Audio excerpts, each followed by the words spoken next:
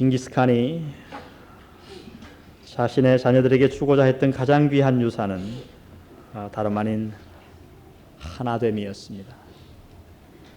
그래서 그가 마지막 임종시에 우리가 잘 아는 대로 세 자녀를 불러 모아놓고 화살을 한 다발 가져오게 했습니다. 영문을 모른 아들들이 화살을 가져왔습니다. 그리고 아들들에게, 그 장성한 아들들에게 화살 하나씩을 꺾어보라 얘기합니다. 너무 쉽게 꺾었습니다. 2개를 꺾어보라 했습니다. 너무 장성했기 때문에 금방 2개도 꺾었습니다. 그러나 3개, 4개 늘어가면서 그들의 소나귀에 화살이 가득 담겨졌을 때 그 건장한 세 아들 가운데 어느 누구도 그 화살을 꺾을 수가 없었습니다. 그리고 징기스칸은 죽었어요. 말 한마디 하지 않은 유언이었지만은 그것보다 그 아들의 신금을 가슴에 박히는 유언은 없었을 것입니다. 다른 뜻이 아니죠. 너희들이 하나 되지 않으면, 협력하지 않으면, 서로 조화되지 않으면 이 나라는 오래 갈 수 없다.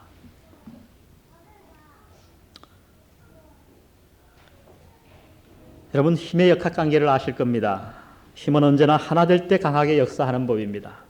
하나 되고 조화되고 협력할 때 힘은 커지기 때문에 이것을 힘의 원리라고 얘기합니다.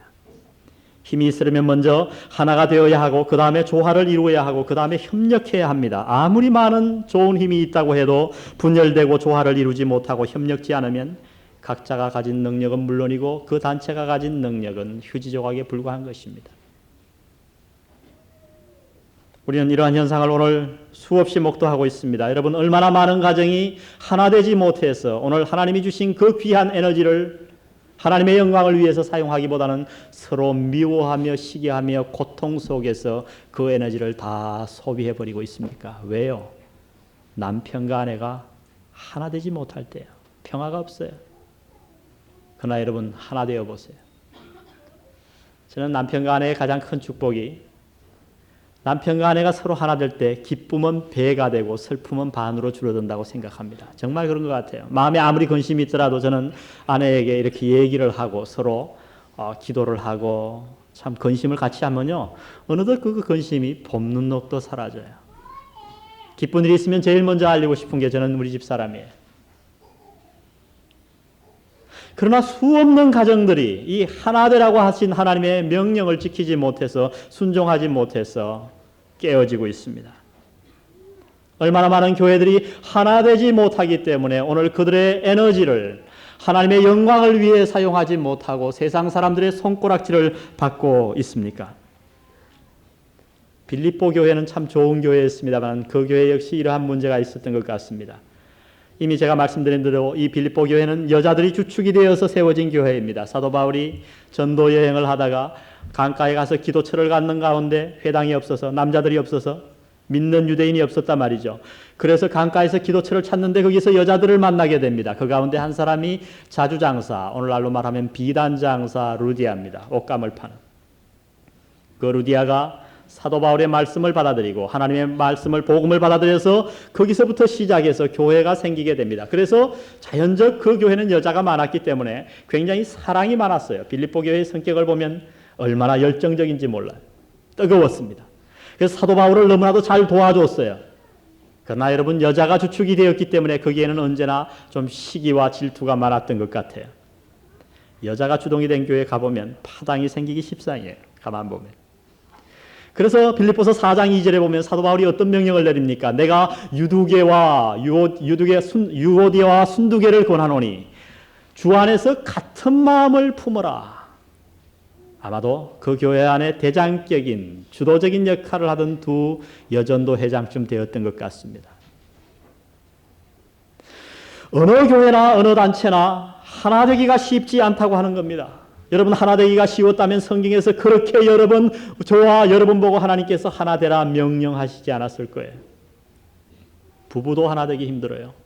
부모 자식 간에도 하나 되기 힘든 세상이 오늘의 세상입니다. 이것을 알고 하나님은 사도 바울을 통해서 저와 여러분에게 엄하게 권면하십니다. 주 안에서 하나가 되라. 오늘 이 말씀을 주시면서 오늘 본문 말씀을 자세히 들여다보면 상당히 재미있는 구조로 되어 있는데요. 사도 바울은 무턱대고 그저 너희가 하나 되라 이렇게 얘기하지 않습니다. 먼저 왜 우리가 하나 되어야 하는 그 이유를 말씀해 주세요. 우리가 하나 되어야 할 근거를 말씀해 주시고 그 다음에 우리가 어떻게 하나 될 수 있는가 하는 구체적인 방법을 말씀해 줍니다. 오늘 설교에 두 기둥이 있어요. 하나 되라는 명령 앞에 왜 우리가 하나 되어야만 하는가? 어떻게 우리가 하나 될 것인가? 그 두 기둥으로 오늘 본문은 구성되어 있는 것입니다. 먼저 우리가 왜 하나 되어야 합니까? 우리가 하나 되어야 할 근거가 무엇입니까? 하나님께서 우리에게 그렇게 요구하시는 이유가 무엇입니까? 그것은 다름 아닌 바로 1절에 나타나 있습니다. 1절을 보십시오. 그러므로 그리스도 안에 무슨 권면이나 사랑의 무슨 위로나 성령의 무슨 교제나 긍휼이나 자비가 있거든. 이렇게 번역을 했어요. 그러나 여러분 참 번역하기 어려운 원문이에요. 왜요? 우리나라 말에는 이러한 용법이 없기 때문에 그래요. 헬라어에는 가정법, 조건법을 표현하는 네 가지 방법이 있어요. 그러니까 조건법에 네 가지 조건법이 있다 이 말이에요. 우리나라는 기껏해야 두 가지예요.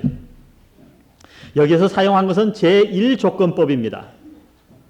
조건을 달긴 조건을 달았는데 만일 너희가 뭐뭐 하면 한국말은 그냥 직역을 해놨습니다만은 사실 헬라어의 이 제1조건법은 어떨 때 쓰냐 하면 만일 이 몸이 새라면 그건 가능성이 없죠. 내가 어떻게 새가 돼요?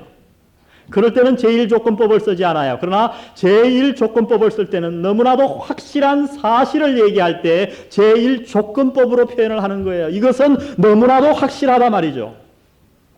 그러니까 사실 1절을 다시 제1조건법, 그 문법에 맞게 우리나라 말로 좀 더 이해하기 쉽게 번역한다면 이렇게 번역할 수 있을 거예요. 그러므로 그리스도 안에 구체적인 권면과 사랑의 위로와 성령의 교제와 긍휼이나 자비가 있기 때문에 우리가 왜 하나 되어야 하는가? 바로 이러한 것들이 우리에게 너무나도 확실하게 우리 안에 있기 때문에 우리는 하나 되어야 한다. 이렇게 설명하고 있는 겁니다. 무엇 때문입니까? 먼저 왜 우리가 하나 되어야 하는가? 예수 그리스도께서 저와 여러분을 향한 계속적인 권면이 있기 때문이라 말씀하십니다. 여러분 주님이 저와 여러분을 향해서 오늘도 권면하시는 말씀이 하나 있습니다. 계속적으로 성령 하나님을 통해서 저와 여러분에게 명령하시는 부탁이 하나 있습니다. 그것은 다름 아닌 하나 되라는 권면이라고 하는 거예요.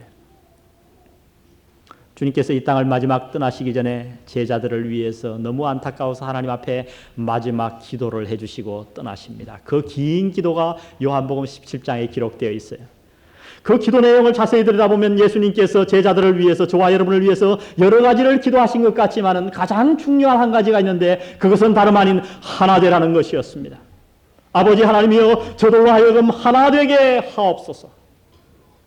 우리 다 같이 한번 찾아서 읽어볼까요? 앞으로 가서 요한복음 17장 11절을 한번 찾아보고 가겠습니다.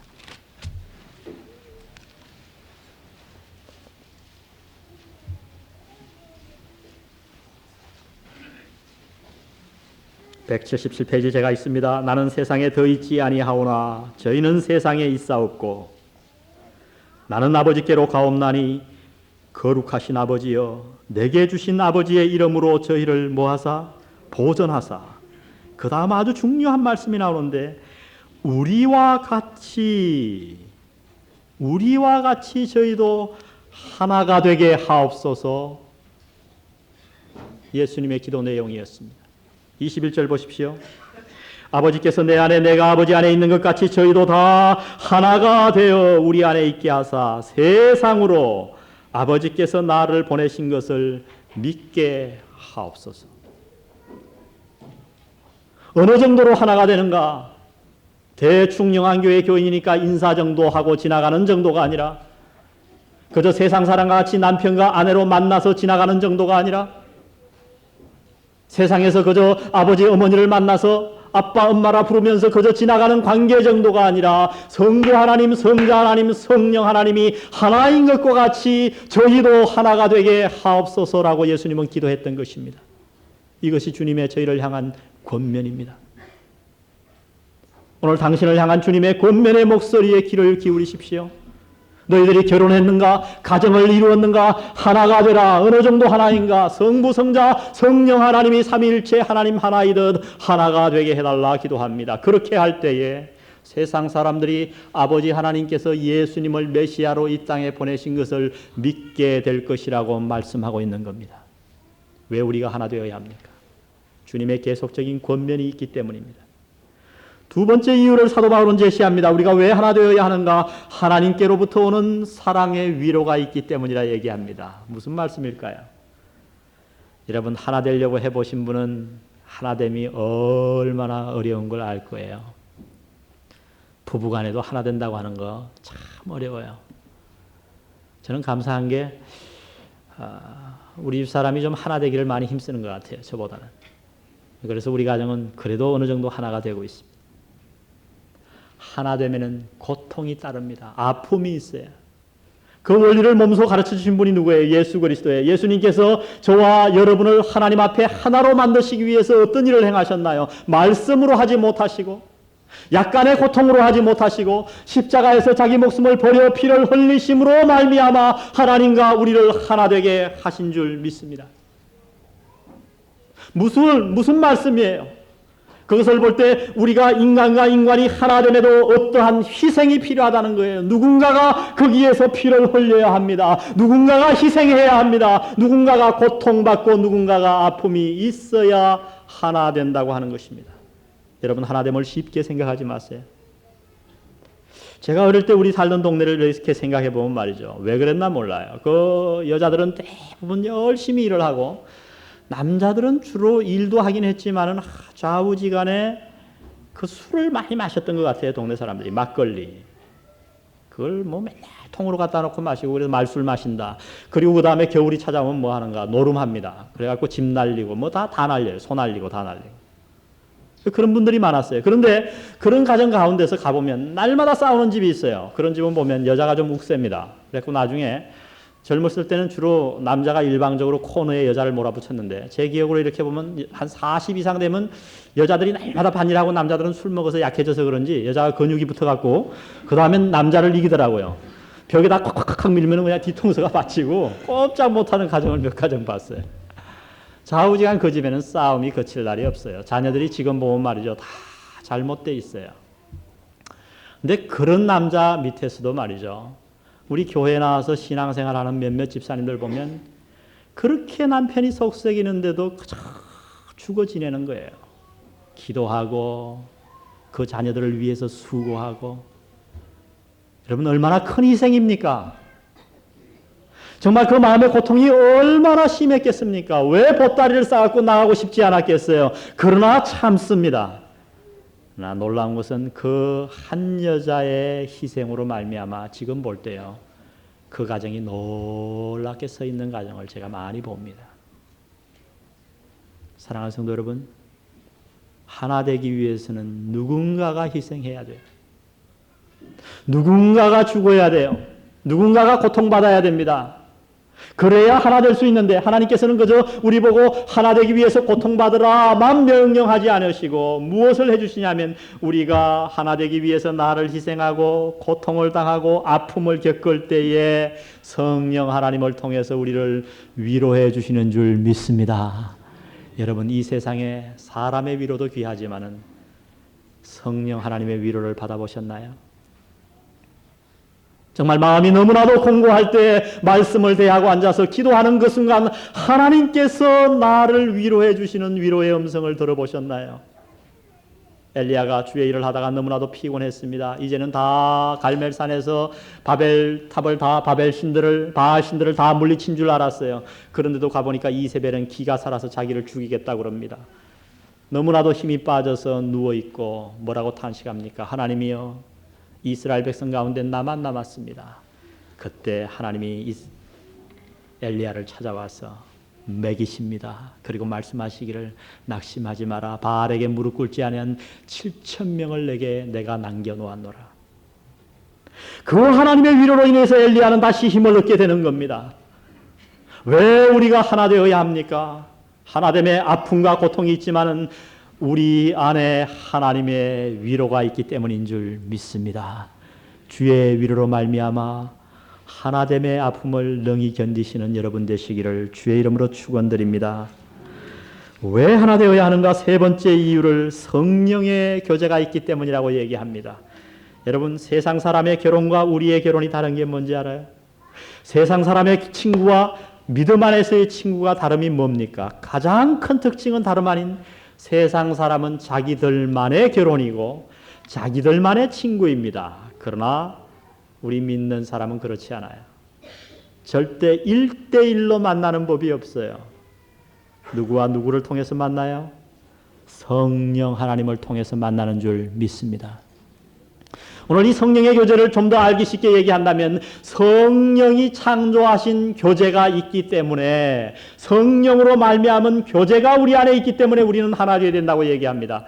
이것을 이렇게 비유할 수 있겠어요. 여러분, 벽돌을 쌓을 때에 아무리 좋은 든든한 벽돌이라도 벽돌만 쌓아버리면 국민학생이 와도 밀어버리면 넘어가요. 그러나 여러분, 그 벽돌을 가운데 시멘트를 바르고 그 다음에 벽돌을 탁 얹어놓으면 그 시멘트가 나중에 세월이 흘러서 다 굳어버리잖아요. 그러면 나중에 뗄래야 뗄 수가 없는 거예요. 한 몸이 돼버린 거예요. 한 벽이 돼버린 거예요. 그것이 성령께서 하시는 일이에요. 여러분, 마귀가 하는 일은 뭐라고요? 그 반대입니다. 분리예요. 마귀가 이 땅에 와서 최초로 한 일이 인간과 하나님을 분리하게 했습니다. 하나님과 아담의 사이를 틀어놓았어요. 그 다음에 마귀가 곧바로 한 일이 뭔지 아십니까? 사람과 사이를 갈라놓았어요. 하나님이 아담에게 찾아옵니다. 아담아, 네가 왜 선악과를 따먹었니? 곧바로 사탄이 그의 마음의 역사에서 어떻게 얘기합니까? 하나님, 내가 잘못했습니다 하지 아니하고 저 여자 때문입니다. 여자에게 묻습니다. 하와야, 넌 왜 따먹었니? 저 뱀 때문입니다. 가정이 파괴되기 시작합니다. 가인과 아벨이 있습니다. 가인의 마음에 사탄이 역사에서 아벨을 쳐 죽이게 합니다. 형제와 형제 사이를, 부부와 부부 사이를, 사람과 사람 사이를, 인간과 하나님 사이를 갈라놓는 일이 사탄의 하는 일인 줄 믿습니다. 그러나 성령의 하는 일은 그 반대인 거예요. 성령의 교제. 우리를 하나님과 중매시키시고 인간과 인간을 하나 되게 하시는 것이 성령의 역사인 줄 믿습니다. 우리는 왜 하나 되어야 하는가?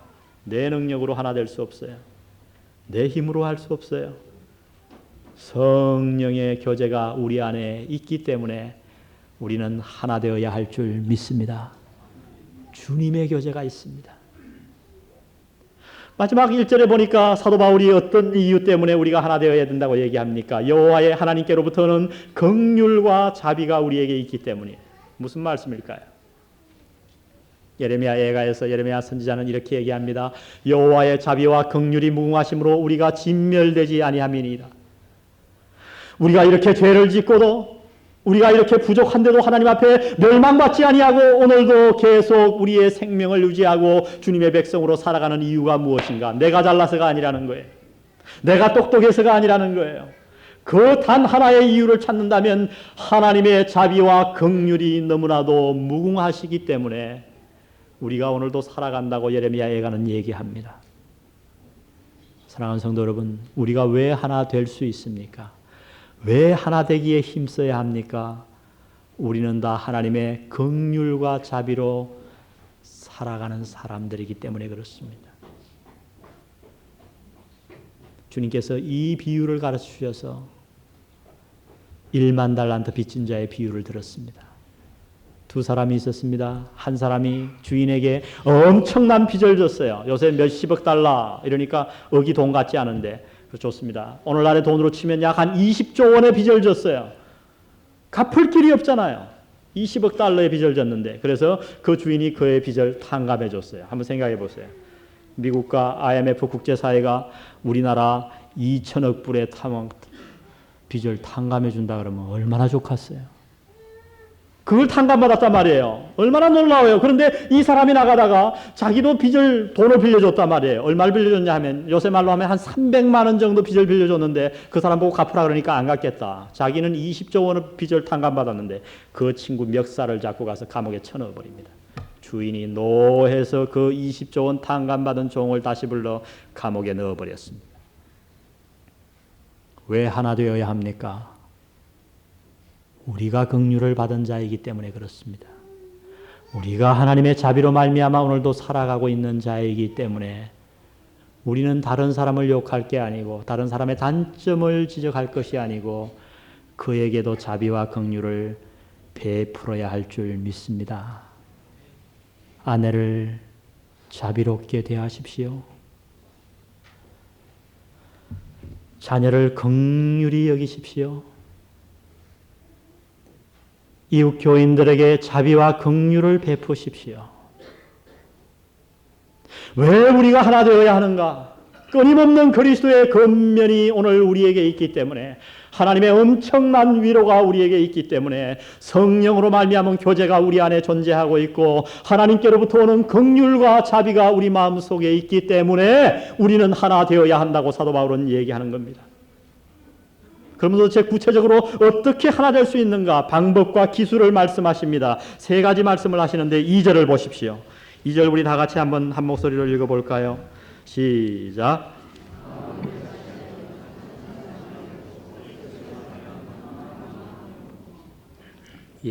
첫 번째 방법은 한 마음을 품어야 합니다. 다 같이 한 마음을 품으라. 품는다는 동사가 특이하죠. 한 마음을 품으라. 이 무슨 뜻인가? 이 뜻을 잘 알아야 돼요. 한 마음 품으라 그러니까 오해하는 분들이 많아요. 그래서 한 마음 되지 못하는 경우가 있습니다. 영어에서는 이것을 굉장히 아름다운 단어로 분명한 단어로 나누어 주고 있어요. 그것은 오늘 여기서 말하는 본문은 unity를 얘기합니다. unity. 근데 영어에 비슷한 단어가 하나 있는데 uniformity예요. 그 uniformity는 획일성이란 말이죠. 여기에서 말씀하는 하나 된다고 하는 것은 그저 모두가 똑같이 하나 되라는 그러한 말씀이 아니에요. 모두가 똑같이 하나 되는 것은 uniformity예요. 그 uniformity에서 나온 단어가 뭔지 아세요? 우리가 말하는 유니폼이라고 그러죠. 유니폼. 한국말로. 여러분 유니폼이 뭐예요? 아, 유니폼을 입었다. 축구 선수가. 나 사실 유니폼은 똑같은 옷을 입었다는 뜻이에요. 교복, 군복, 운동선수들이 입는 똑같은 옷. 그런 것들이 유니폼이에요. 이 성가대원들이 지금 뭐 입었어요? 유니폼을 입고 있는 거예요. 유니폼을. 그러나 오늘 이 성경에서 말씀하는 오늘 이 한마음을 품으라고 하는 단어는 이 유니폼, 모두가 똑같은 일치적인 사람이 되라 그런 뜻이 절대 아니라고 하는 겁니다. 무슨 말씀을 하고 있냐 하면 모든 사람이 다 달라요. 개성이 다르고 성격이 다르고 의견이 다름에도 불구하고 하나가 되라. 그것이 여기에서 말씀하는 한마음을 품으라 유니티라는 뜻이에요. 여러분 제가 가만히 들여다보면 우리 한국 사람은 이것을 잘 받아들이지 못하는 것 같아요. 그 이유는 어릴 때부터 똑같은 이렇게 환경에서 자라오잖아요. 여러분 중학교 가면 어떻게 해요? 머리를 그 멋있는 머리를 다 깎아버리고 그다음에 교복을 딱 입히죠. 그 어느 애가 어느 애인지 잘 몰라요. 저는 광진이 대리로 한참 가면요. 애들이 빡빡하게 나오면 도저히 못 알아보겠어요. 고등학교 가도 마찬가지죠. 그 다음에 대학교 가서 약간 자기 멋대로 머리를 기르는 듯 하더니 군대 가면 또 어떻게 해? 다 깎아놓고 그 다음부터는 밥도 같이 먹고 똑같은 숟가락에 똑같은 밥그릇에 똑같은 반찬에 똑같은 옷에 3년 동안 그러고 나오는 거예요. 그러니까 어떤 현상이냐 하면 자기하고 다른 거를 못 봐주는 거예요. 그래서 한마음이 되지 못해요. 회의를 해봐도 그러더라고요. 우리 집사님들 모아서 이렇게 회의를 해보면 사람이니까 나하고 다른 의견을 제시할 수 있잖아요. 아, 나는 아라고 얘기하는데 나는 그렇게 생각 안 씁니다. 어입니다. 이러면은 벌써 아라고 말씀하신 집사님이 얼굴이 뻘개져요. 저게 내 의견을 감히 반박하네. 여러분 이것은 성경이 말하는 유니티, 한마음이 된다는 것이 아니라는 거예요. 지금 이 성경에서 말씀하는 우리가 어떻게 하나 될 수 있는가? 한마음을 품어야 되는데 이 한마음을 품는 뜻은 뭐냐 하면 모두가 다 똑같은 생각을 가지고 똑같은 의견을 내놓으라는 것이 아니라 서로 성격이 다르고 의견이 다르고 취미가 다르고 생활 습관이 다름에도 불구하고 조화를 이루라는 말씀인 줄 믿습니다. 여러분 예를 들어서 여기 성가대가 있어요. 여기 보니까 소프라노도 있고 엘토도 있고 테너도 있고 베이스도 있습니다. 근데 이 성가대가 있는데 그냥 단음으로 다 부른다고 생각해 보세요. 유니선으로. 그러면 무슨 재미가 있겠어요? 아름답지 않아요. 굉장히 하나 된 것이 좋을 것 같지만 아름답지 않아요. 그런데 소프라노, 엘토, 테너, 베이스가 각각의 음을 낸단 말이죠. 분명히 다른 음이에요. 그런데 그게 어떻게 돼요? 조화를 이루죠. 그 조화를 뭐라 그럽니까? 화음, 하모니라 그러죠. 하모니. 오늘 여기 한 마음을 품으라는 뜻은 바로 이러한 뜻입니다. 너무 성격이 틀려요. 어떤 사람은 내성적이고 어떤 사람은 굉장히 외성적이고 여러분 그러한 부분은 안 맞다. 아니요. 너무나 아름다운 커플이 될 수 있어요. 키가 작고 키가 낮고 가난하고 부자고 이 교회 안에서 주님 안에서 우리가 마음만 연다면 성령의 교제에 순종만 한다면 서로 다른 성격, 서로 다른 습관을 가진 사람, 서로 다른 환경에서 자라난 이 모든 사람이 너무나도 아름다운 하나가 될 수 있을 줄 믿습니다. 여러분 다른 사람을 내 방식에 내 틀에 가둬놓으려고 하지 마세요. 제가 일전에도 말씀드렸지만은요, 이게 심각한 얘기예요. 미국에서 제가 상담을 했는데 부부 싸움을 해갖고 입이 이렇게 나왔어요. 여기에는 퍼울해가지고 그거 왜 때렸냐고 그랬더니 발단이 어디선지 아세요? 아니 이 부인은 꼼꼼해갖고 맨날 치약을 덜덜 말아 쓰는데 아니 이놈의 남자는 오면 가운데를 쿡 짜갖고 쓴다 이거예요. 자기는 맨날 말아놓고 남자는 맨날 쿡 짜고 이러다가 서로 싸운 거예요. 여보 그거 좀 말아서 써. 아 여러분 뭐 말아서 쓰나 저는 가운데를 푹 짜는 타입입니다. 우리 집 사람은 많은 타입이고 근데 우린 싸우지 않기로 했어요. 가운데로 짜나 대가리를 짜나 꼬리를 짜나 나와서 짜서 다 쓰면 되잖아요. 그렇죠? 그런데 우리나라 사람들은 안 그렇더라고요. 어떤 사람들은 보면 꼭 자기의 틀에 넣어야 직성이 풀리는 거라. 제가 아주 유치한 예를 들었습니다만 이것은 굉장히 심각한 얘기예요. 하모니를 이룰 줄 몰라요. 가정에서도 자기가 왕초예요. 제가 어릴 때도 이렇게 보면 어떤 집안에 가보면요. 그런 아버지가 있어요. 자기 몸이 좀 아프면 자기만 아프면 되잖아요. 모든 가족을 달달달 볶습니다. 아유, 그래가지고, 말이죠. 여자가 가서 막 시중을 안 들면 짜증을 내고 물건을 집어던지고 애들도 못 놀게 하고 소리를 지르고 이러는 사람이 있어요. 그건 뭐예요? 공산당이고 독재예요, 그거는. 그는 하모니를 이룰 줄 모르는 거란 말이죠. 한 마음을 품어라. 어떻게 우리가 하나 될 수 있는가? 한 마음을 품어야 됩니다. 서로 다양함을 인정하고, 다른 사람의 특징을 다 수용하고 나서 그러고서도 한 마음을 품는 유니티. 주님 안에서 한 마음을 품는 것인 줄 믿습니다.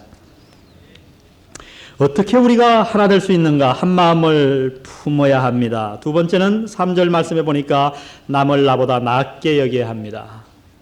다 같이 남을 나보다 낫게 여기라. 3절 보실까요? 아무 일에든지 다툼이나 허영으로 하지 말고 오직 겸손한 마음으로 각각 자기보다 남을 낫게 여기고. 남을 낫게 여기는데 방해하는 두 가지를 얘기합니다. 그게 뭔가 하면 다툼이나 허영이에요. 제가 이 단어를 연구해 봤어요. 도대체 이 다툼이라는 게 뭔가? 왜 다툼을 얘기했을까? 하나 되는 것을 방해하는 것이 왜 다툼일까? 재미있는 것은 이 다툼이라는 단어가 날품팔이를 뜻하는 단어였어요. 날품팔이. 여러분 자기 점포를 가지고 가게를 하는 사람과 그냥 날품팔이 하루하루 팔아가지고 품앗이해서 하는 사람과의 차이점이 뭔지 아세요? 자기 가게를 갖고 있는 사람은 정직하고 신용을 지킵니다. 그죠? 근데 날품팔이 하루하루 그냥 물건 팔아서 이렇게 사는 사람들은 그 상관없어요. 팔면 그만이니까 팔면. 저도 그런 것을 여러 번 당해봤어요. 우리 숙부님이 굉장히 좀 순진하십니다. 그래서 늘 하시는 일이 뭐냐면 지나가다가 하여튼 약장사만 보면 사오시는 거예요. 감동을 받으셔가지고. 하루는 구두약을 사오셨더라고요. 고속버스를 지나가는데 바지가랭이를 막 자꾸 막 닦는데 너무 그냥 구두약도 안 칠해도 번들번들하게 잘 되더라는 거죠. 그래서 사와서 그 다음 닦으니까 딱 3번 되고 그 다음부터 안 돼요. 돈만 버린 거죠. 날품팔입니다. 무슨 얘기인가 하니 하나됨을 방해하는 게 뭐냐 하면 내 유익만을 차린다는 거예요. 모든 면에 있어서 내 권리, 내 의견, 내 유익만을 추구할 때에 결코 거기에는 하나 될 수가 없다고 하는 것입니다. 그런 것을 향해서 이기적인 야망이라고 얘기합니다. 다툼입니다. 어찌하든지 나를 높이려고 하고 내 유익을 보려고 하고 내가 더 많이 먹어야 되고 음식당에 가도 내가 더 좋은 것을 먹어야 되고 자리를 앉아도 내가 더 따뜻한 데 앉아야 되고 더 시원한 데 앉아야 되고 이러한 이기적인 다툼과 야망이 우리 마음속에 가득할 때에 거기에는 하나됨이 없다는 거예요. 남을 나보다 못하게 여기는 거죠. 여러분, 한국 남편들 조심해야 합니다. 저도 그런 게 있는데 미국 살다가 한국 오니까 참 좋더라고요. 설거지도 안 해도 되고, 딱 앉아갖고 밥 먹어도 되고. 근데 여러분, 우리가 조심해야 돼요. 알게 모르게 여자를 무시하지 않아요? 아이들을 무시하지 않아요? 그래서 요새 유행이죠. 옛날에는 아이들 좋은 거 줬는데, 저도 가끔 농담합니다. 뭐 애들에게 좋은 거 줄 필요 없다고. 왜냐하면 애들은 앞으로 먹을 날이 창창하니까. 근데 아직도 아이를 무시하고 여자를 무시하는 그러한 생각들이 한국 사회에 많아요. 이기적인 다툼입니다. 두 번째 보니까 허영이에요. 허영은 뭐냐면, 직역을 하면 공허한 의견이에요. 공허한 망상입니다. 무슨 말인가 하면, 즉 정당한 어떤 정당한 의견을 내세우고 그것을 관철시키는 게 아니라 정당하지도 않은데 자기 의견을 내놓고 그걸 관철하려고 하는 거. 우리나라 말을 제가 묵상해 보니까 아주 좋은 얘기가 있는데 딱 3글자로 된 단어가 있더라고. 이게 뭐냐 하면, 그대로 번역하면 똥꼬집이 똥꼬집. 여러분, 그런 사람들 있잖아요. 분명히 틀렸거든요.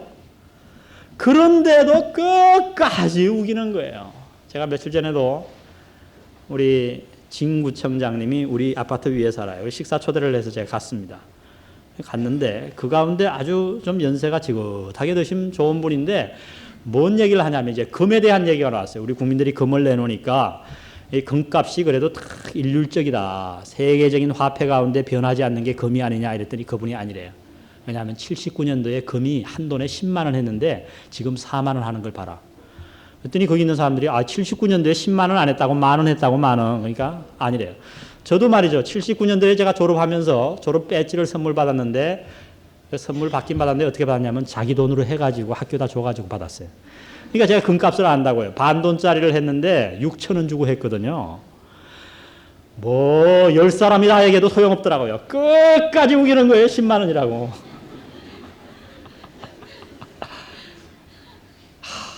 제가 마침 이 설교 준비를 하고 있었는데 허영이구나. 여러분, 그런 사람이 있으면 하나가 됩니까? 그러니까 그 판이 다 깨져버린 거예요. 그 아무것도 아닌 것 같고 전부 얼굴 붉히고 불쾌해가지고 참긴 참는데 얼마나 여러분 억울하겠어요. 에? 이런 게 허영이에요. 허영. 다툼과 허영, 이기적인, 자기만을 생각하는 이기적인 것이 있고, 자기 의견이 틀린 줄을 알면서도 끝까지 자기 것을 고집하려고 하는 쓸데없는 고집, 허영이 있을 때에 어떤 일이 일어납니까? 그런 사람 앞에 가면요, 특징이 있어요. 1시간 정도 만나고 집에 오면 마음이 허탈해요. 그런 사람들 있죠? 마치 자기는 왕이고 나는 아무것도 아닌 것 같아. 모든 대화의 중심이 자기야. 자기 것만을 생각해요. 그래서 늘 같이 있을 때는 모르는데 집에 돌아와 보면 굉장히 허망하기 때문에 그런 사람은 피하게 돼요. 그러나 그 반대 사람이 있어요. 만나면 또 만나고 싶은 사람. 어떤 사람인지 알아요? 늘 자기를 높여주는 거예요. 남을 높여주는 거예요. 남의 얘기할 때 참 귀 기울여 들어주고 말이죠. 그렇다 그러고 그 사람의 의견을 존중해주는 사람. 여러분, 어찌 하나가 안 되겠습니까? 근데 대부분 사람들은 그렇지 않죠. 그저 말을 해도 자기가 더 많이 하려고, 남의 말 언제 끝나는가 기회만 엿보는 거예요. 아이고, 저놈의 말이 빨리 끝나야 될 텐데. 기회를 보다가 끝나자마자, 아니 끝나기도 전에 탁 채가지고 말. 그러니까 남의 얘기는 듣지도 않는 거예요. 아예. 다툼이나 허영입니다. 어떻게 우리가 하나 될 수 있는가? 자기보다 남을 낫게 여기시기를 바랍니다. 여러분, 우리 모두에게는 다 장점이 있고 단점이 있어요. 여러분이 보기에 굉장히 부족한 사람 같지만은 그 사람에게도 배울 점이 있는 것입니다. 그를 낫게 여기시기를 바랍니다. 이것이 없으면 결코 하나 될 수 없어요. 다 제 잘난 맛에 산다면 누가 하나 되겠어요. 그러나 우리가 서로 남을 낫게 여깁니다. 저 어린아이라도, 여자 집사님이라도, 집사가 아닌데도 안수 집사님이 가서 그 사람의 의견을 뭐라고 그럴 때 경청해서 듣고 새 가족의 한마디도 들어주려고 그러고 그를 높일 때에 여러분, 어찌 그 가정이 하나가 안 되겠습니까? 어찌 그 교회가 하나 되지 않겠습니까? 기쁨으로 조화를 이루고 협력해서 위대한 힘을 발휘할 줄 믿습니다. 마지막 세 번째 4절에서 이런 말씀을 주십니다. 4절을 우리 다 같이 한번 읽어보겠습니다. 시작. 각각 자기 일을 돌아볼 뿐더러 또한 각각 다른 사람들의 일을 돌아보아 나의 기쁨을 충만케 하라. 마지막 하나 되는 비결은 다름 아닌 남의 일을 돌아보아야 합니다. 남을 돌아볼 줄 알아야 돼요. 여러분, 영어에 재미있는 단어가 있는데 어떤 게 있냐면 이 터널 뷰라고 하는 게 있어요. 터널 뷰. 그것을 우리 부산 사람들이 쓰는 연세 드신 쓰는 발음으로 얘기하면 턴내로 봅니다. 턴내로. 저는 안집사님이 와서 맨날 턴내로 그래서 참 며칠간은 이해를 못했어요. 한 달간은. 턴내로가 뭔가. 나중에 보니까 터널을 턴내로라. 일본식 발음 같아요. 이 뭔 소린가 하면 여러분 이 터널을 이렇게 지나가다가 보면은 터널 직전에서 이렇게 들여다보면은 뭐만 보여요? 저쪽에 세상이 요만하게 그저 뚫려 있는 거예요. 그런데 자동차를 타고 그 터널을 지나가 보면 그 터널 바깥에는 놀라운 풍경이 있잖아요. 근데 이쪽에 이 터널을 통해서 보면 조그만 것밖에 보이지 않는다는 얘기예요. 어떨 때 이런 말을 쓰냐면 어떤 사람을 심리학에서 이 단어를 쓰기 시작했는데 자기의 고정관념에 꽉 사로잡혀서 모든 사물과 모든 사람들을 자기 주관으로 해석하려고 하는 사람을 터널 뷰를 가진 사람이다. 이렇게 표현하는 겁니다. 여러분, 어린아이와 성장한 이 성인과의 가장 큰 차이가 어디에 있는지 아십니까? 어린아이는 자기만을 생각합니다. 여러분, 2살 된 애가 빵을 줬습니다. 옆에 친구가 왔어요. 옆집에서. 근데 혼자 막 먹으려고 그럽니다. 그러면 부모가 뒤통수를 때리면서 이놈의 자식 그렇게 혼자 먹으려고 그런다고 나눠 먹어야지. 그건 무식한 부모예요. 애들은요, 그럴 수밖에 없어요. 어떤 분이 유아실에 장난감을 사다 놓으라고 저보고 이제 헌금을 했어요. 근데 제가 안 사다 놨어요. 그 이유가 뭔지 아세요? 장난감을 사다 놓으면 저기는 뭐로 변하느냐? 전쟁터로 변합니다. 그러면 그분이 의견을 제시하더라고요. 목사님, 똑같은 장난감을 10개를 사다 놓으면 되지 않습니까? 안 돼요. 해보세요. 10개 똑같은 거 놓으면 한 놈이 몇 개 차지하려고 그래요? 10개 다. 지금 시큰 갖고 놀다가 똑같은 건데 내버리고 그거 뺏는단 말이에요. 그게 애들의 특징이에요. 자기만을 생각하고 자기 먹을 것만 생각하지 엄마가 배고파 죽는 거 절대 애들은 생각 못합니다. 근데 문제가 뭔지 아세요? 성인이 되었어도 이러한 방법으로 인생을 살아가는 사람들이 있다는 거예요. 오늘 사도 바울이 바로 이 때문에 하나가 되지 못하고 이 때문에 가정이 깨어지고 이것 때문에 교회가 깨어지고 있는 사실을 발견하고 말씀하시기를 각각 자기 일을 돌아볼 뿐더러 다른 사람들의 일을 돌아보라고 명령합니다. 사랑하는 성도 여러분, 신앙이 성숙한가 성숙하지 않은가의 차이는 뭔지 아십니까? 신앙이 성숙한 사람은 다른 사람을 돌아봅니다. 아무리 기도를 유창하게 하고 성경을 줄줄 외우고 집사가 아니라 장로가 되었다고 할지라도 교회에 나와서 자신만을 생각하고 자신의 뷰만, 자신의 의견만 고집하는 사람은 절대 성숙한 사람이 아니에요. 하나 될 수 없어요. 주님이 교회를 왜 만드셨는가? 나를 돌아보게 하기 위해서 이 교회를 만드신 게 아닙니다. 나 혼자 신앙생활 할 수 있어요. 여러분, 집에서 성경 읽고 혼자 예배드리고 우리 가정 예배드리고 얼마든지 할 수 있어요. 근데 하나님이 왜 교회를 만드셨어요? 그 이유는 단 하나예요. 다른 사람을 돌아보라고 하는 겁니다. 여러분은 모르지만 이 교회가 어떻게 이렇게 점점 부흥하고 성장하고 있는가? 제가 볼 때요, 참 기가 막힌 분들이 많아요. 시키지도 않는데 교인들을 위해 기도하고 주일날이면 이미 토요일부터 나와서 시장 다 받아가. 여러분, 자기 집 잔치하면 그렇게 하겠어요? 부전시장 가서 1푼이라도 교회 돈 아끼려고 말이죠. 시장 받아가 이 교회 다 숨어서 다 봉사하는 사람들이 있기 때문에, 다른 사람들을 돌보는 사람들이 있기 때문에 이 교회가 이만큼이라도 유지되는 줄 믿습니다. 어떻게 하나 되어야 합니까? 한 마음을 품어야 합니다. 유니티, 조화를 이룰 줄 알아야 됩니다. 오늘 두 번째로 남을 나보다 낫게 여겨야 합니다. 그 다음에 다른 사람을 돌아보아야 합니다. 우리가 이 방법을 실천할 때 여러분 한번 해보세요. 여러분의 가정은 비로소 하나 될 줄 믿습니다. 그리고 우리 교회는 하나 되어서 엄청난 힘을 발휘하게 될 것입니다. 우리 기도드리시겠습니다.